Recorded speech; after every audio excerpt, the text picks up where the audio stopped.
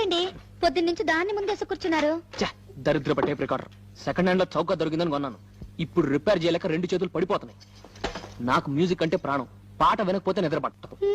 మీరు పాట వినాలంటే నేను పాడినా ఏంటి?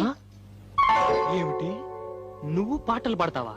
ఏంటండి మరీ అంత తేలిక తీసేశారు? మా ఆశ్రమంలో ఫంక్షన్లు జరుగుతున్నప్పుడు పెద్ద పెద్ద వాళ్ళు వచ్చినప్పుడు నా చేత పాటలు పాడించేవారు. పాటలు పాడుతున్నప్పుడు ఒకటే చప్పట్లు కొట్టే కొద్దీ నేను పాడేదాన్ని. మరి ఇన్ని రోజులు నాకు ఎందుకు చెప్పలేదు డార్లింగ్? ఏదో ఒకటి వదులు. తలుపులు ముయ్యండి. ఎవరిని వింటారనా? కాదండి, నా పాట మీరు తప్ప మీరు ఎవ్వరూ వినకూడదు. నా పాట మీకే అంకితం. ఓ ఏం కొట్టేవి నచ్చలక. వస్తానుండు, నీ పాట నాకే అంకితం. ఓకే, ఏది పాడు.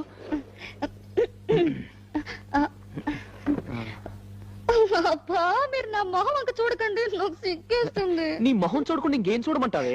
మీరు వెనక్కి తిరగండి. నా దగ్గర ఎందుకు సిగ్గు? మీరు వెనక్కి తిరుగుతానే నా పాట.